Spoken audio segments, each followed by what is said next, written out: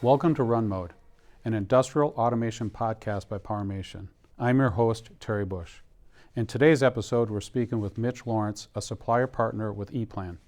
Eplan is a digital engineering software platform that we'll discuss in detail. But first, let's do some news.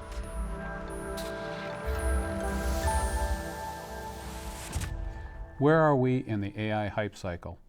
Hype cycle is a concept to describe the typical progression of emergent technologies as they gain attention and adoption. It consists of 5 key phases. That technology trigger, those are the early adopters. Then you get that peak of inflation expectations. Excitement builds as those early adopters report success, but unrealistic expectations can lead to that hype. Then you get that trough of disillusionment. The interest declines, challenges emerge, many implementations fail to meet expectations. Then you get into that slope of enlightenment. Practical applications become a little bit more clear, and second-generation solutions improve usability. Plateau of productivity. The technology matures, adoption stabilizes, and its real-world value becomes widely recognized. This cycle helps businesses and investors gauge where technology stands in its development and adoption journey.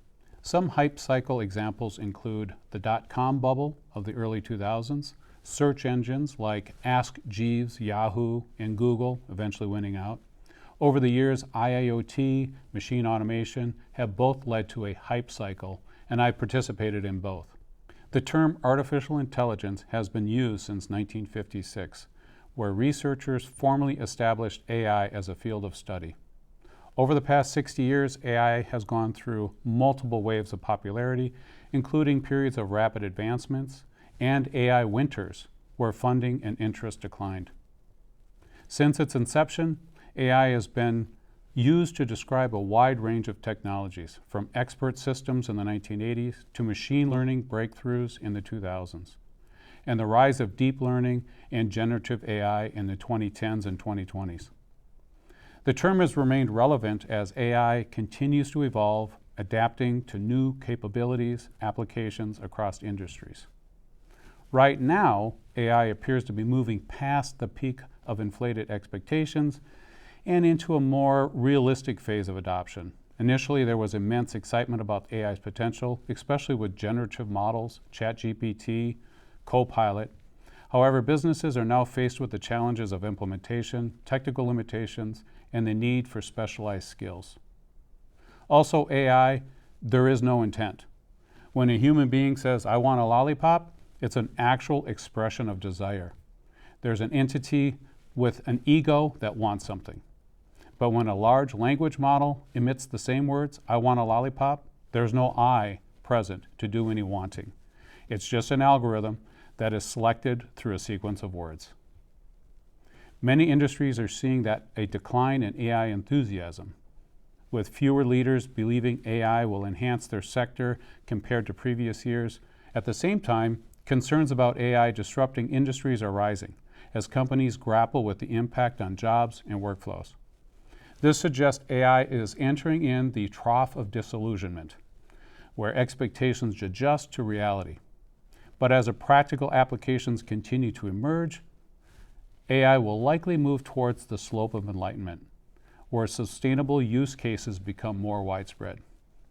Many companies are looking for the outcomes of smart manufacturing, improved customer experience, and automated routine tasks.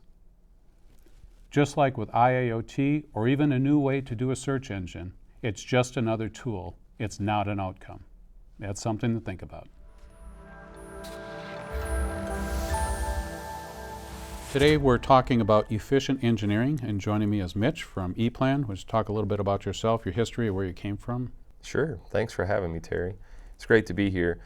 So I'm Mitch Lawrence. I'm the channel sales manager at Eplan USA. We are a company that is based out of Monheim am Rhein, and that is in Germany. We started in 1984 in the software industry, which if you think about software, 1980s, that was a long time ago. Yep.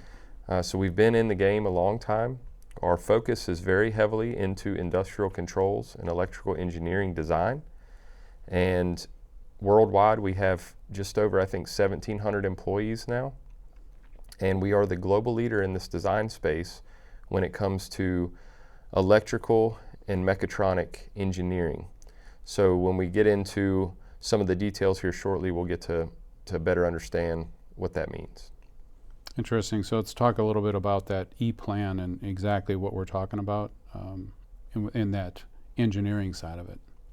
Sure. So Eplan is a computer-aided engineering tool, and that tool is different from a traditional CAD tool in a lot of ways. And one of the main ways that we're very different, we set ourselves apart, is through what we call the data portal. And the data portal is a repository of component manufacturing data that is built specifically for the user to be able to leverage that data into their design process. So when think about taking something off of a shelf virtually and putting it directly into your design instead of having to draw a symbol and then label that symbol with a part number. This computer-aided engineering process is very helpful in the fact that it is going to utilize the data from the component manufacturers, which allows the user, in most cases, to generate reports that they would otherwise have to do manually. And we can talk more specifically about what some of those reports are as we get into it. Yeah, back in the day when I drew schematics, and this was many, I'll throw 3 manys out there, many years ago.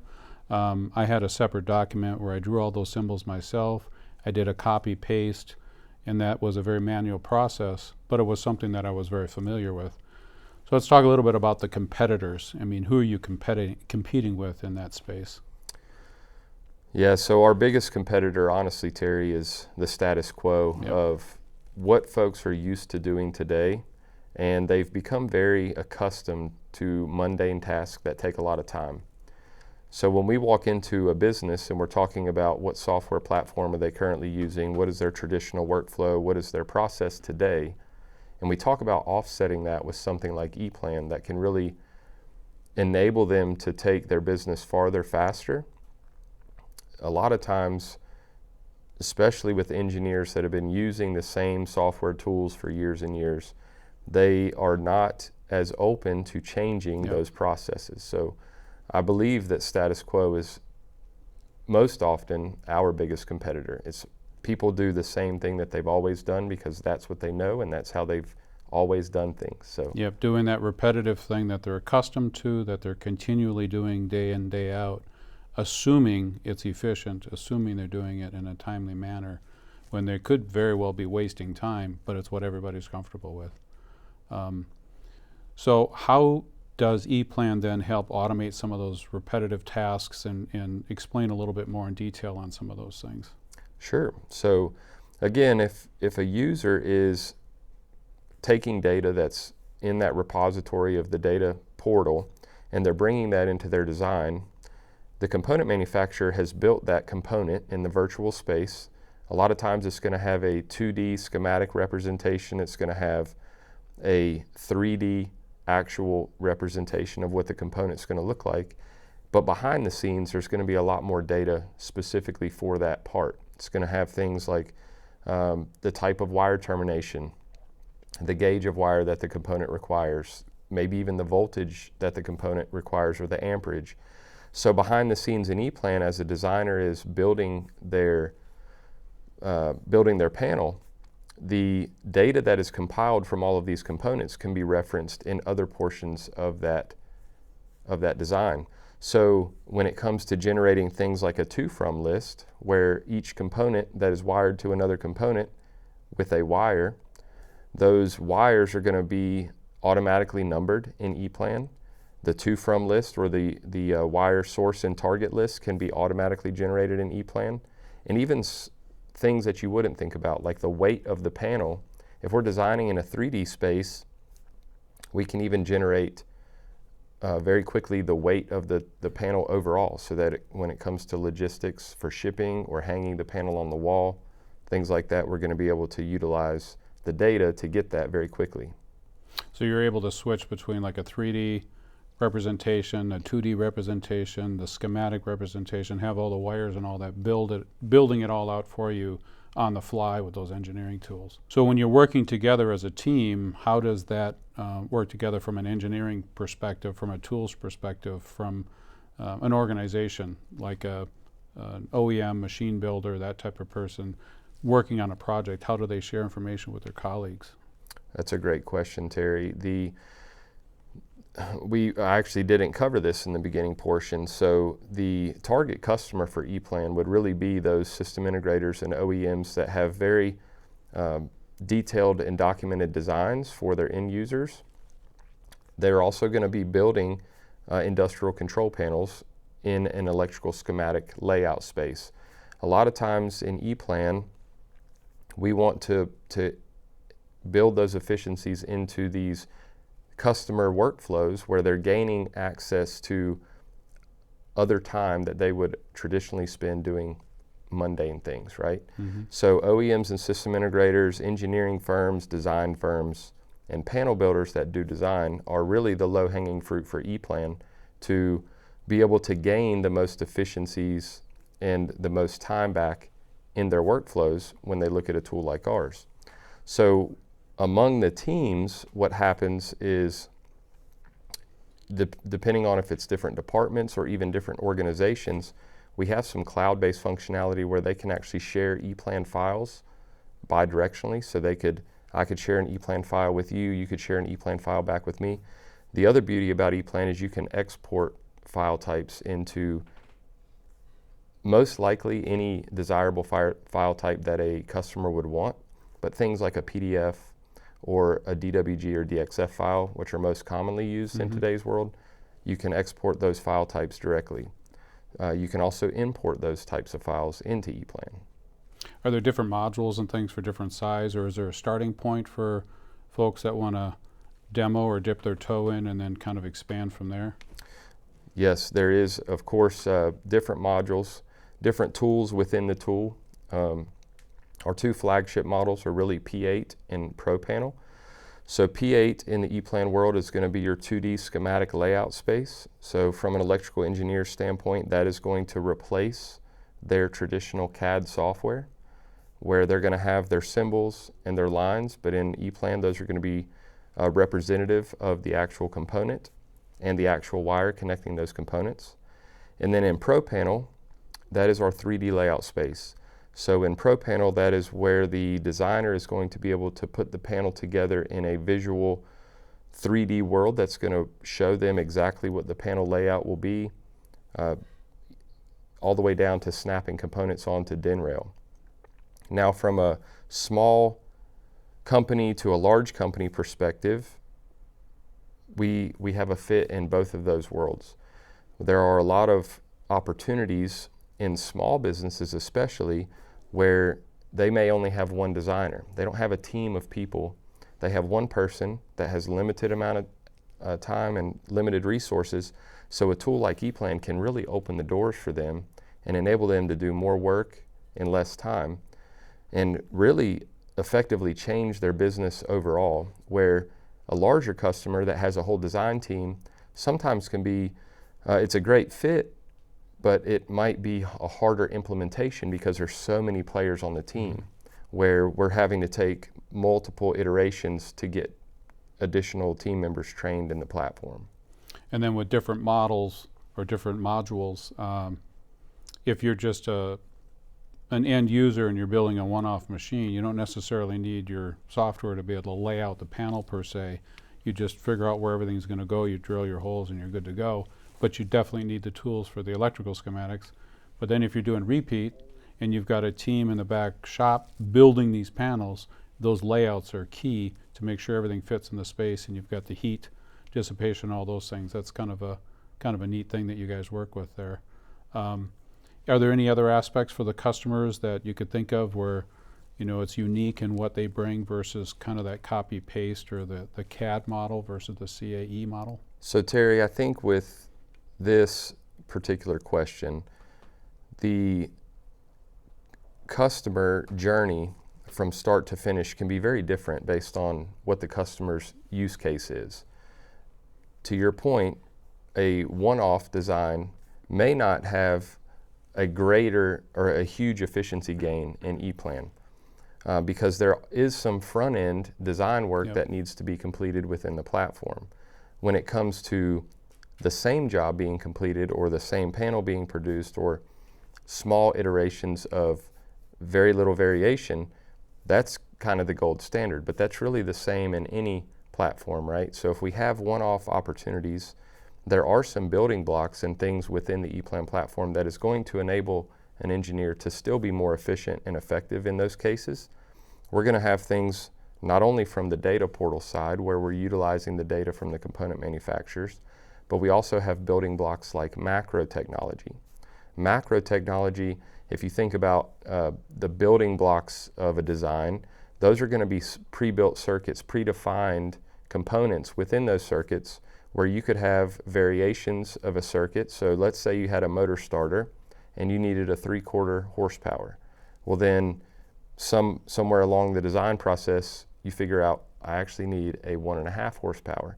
You can simply go in and change that macro to the 1.5 horsepower motor starter circuit, and it's going to change all of those components that you've pre-configured before. So instead of you having to go plug and play one by one, you can change entire portions of your design very quickly. Yep.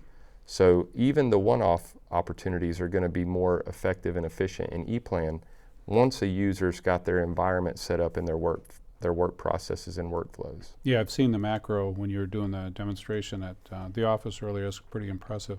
Let's talk bigger picture. So now that a company decides to invest in that or utilize those tools, in your past experience with the customers that you've brought on this journey, what are some of the things that they've gotten for their ROI? How quickly can they see a change in their business? And what is that change? Absolutely. So again, I think it depends slightly on the customer. Some customers are going to see the ROI very, very fast. I would say all of our customers, of course, are going to have ROI based on the size of the customer and how much of the implementation or onboarding that they do with us is going to determine kind of how quickly they see some of that return. Also, if we think about what are those returns, a customer that implements Eplan into their workflows or their work processes, on the front end, of course, there's going to be some learning within the software. We have to understand what the capabilities are and how to use the software platform because it is different than their traditional CAD. But once they start to see those efficiency gains, we've got some success stories where customers have taken a 100-hour job that they used to complete in a traditional CAD and they've cut it in less than half. They're doing the same amount of work in less than 40 hours now. We've also seen upwards of 80% efficiency gain, which to me is just absolutely astronomically crazy to think about. But we, on the Eplan side, typically will say that they're going to get anywhere from 40 to 65% of their time back. So again, the larger the team, the more those efficiencies can come and the faster they're going to see that return. But a small business that has that one guy or that one girl that's doing the design, that one resource, when they really get 40% of their time back, I mean, that's just going to open so many doors for those businesses. So again, I think it's based on the customer and their, what is their day-to-day. But the ROI for us is time, right? We want to give everyone the time back that they traditionally spend doing things that they don't need to. When the data's there and you design from data instead of designing to data, we have the data from the beginning. That's the foundation. It really enables us to build those efficiencies and gain that ROI very quickly. That portal concept is really, really interesting because you have a customer that builds a machine and it's repetitive over and over again. And then you go in there and say, well, I don't want this component. I don't want an ABC motor starter. I want an XYZ motor starter. That's what the end customer says to the OEM. Now they got to go out and do the research. They got to download the CAD files. They got to do all this stuff to replicate these controls, replicate these components. In that portal, they can download those components automatically. from, like some of the vendors that we have at PowerMation, for example, are part of that. Can you explain some or talk about some of the vendors that you have access to and you utilize that tool for switching these things out? Yes, of course. There are over 500 vendors in the data portal currently, and these vendors range anywhere from component manufacturers that may have a small data set of just a few components all the way up through the big guys in the industry. And we're talking about the Siemens, Rockwell, ABB, Festo. I mean, you talk about some of the biggest names in industrial automation. Those component sets are going to be in there for the user to be able to leverage. Now, we pride ourselves on keeping this robust library of components for the users, but really it comes down to the component manufacturers themselves. And they understand that if their data is there for the user, that their data can be downloaded and used, therefore their part is likely being purchased somewhere. So with the 500 component manufacturers that are represented currently, that number is always growing. Last time I checked, there was over 2.1 million parts, 2.1 million components or data sets in the data portal. When I first started at Eplan just under 2 years ago, that number was 1.5 million. So it is continuously growing. We're always adding new component manufacturers and new component data sets from the manufacturers that are already represented. That's really cool that they're reaching out to you, probably more than you're reaching out to them, these manufacturers coming on board. Because once you get one motor starter, you have them all. But no, they want to participate so they can reap the benefit of using your tool or having their customers use your tool. So what do you see the future? I mean, what investments are they utilizing at Eplan? What's going to be the 2-year, 5-year plan? Yeah, so Eplan is a tool, like I said, that's been around since 1984. We have a team of software developers around the world. The team actually has grown to a number of over 500 software developers. And our goal is to be on the leading edge of electrical engineering design. Our tool is always being developed to bring in what the customer asks for, what the customer is going to get the most benefit out of, and also what is leading the industry currently. So things like AI or having the ability to generate additional reports or upload specific Eplan files into a automatic wire cutter or an automatic panel processing machine, things like that. We want to make sure that Eplan is capable, is working the most effectively for the customer, but also is, again, staying on that leading edge of the industry. So with the software development that we have currently, every year a user would subscribe to our licensing under a subscription basis. They would get the latest and greatest Eplan software. So if they wanted to know more, where would they go? Well, they have a few options. One, they can, of course, look us up online at eplanusa.com. They can go through our website, finding really unique and short videos that highlight the power of Eplan platform. Under our products page on the Eplan USA website, they would be able to view those videos and kind of get a synopsis of what it is. I would also encourage any customer or any prospect customer of ours that is interested in more about Eplan to reach out to their local PowerMation account representative, as PowerMation is a partner of ours and is an authorized distributor of our software. That sounds great. Well, thanks for spending the time with us and explaining Eplan and introducing yourself. It's been a good time. Yeah, thank you, Terry. It's been awesome. I would like to thank Mitch for being on the show today, and I would like to thank you for listening. Subscribe to our YouTube channel and podcast to stay up to date on future episodes. See you next time.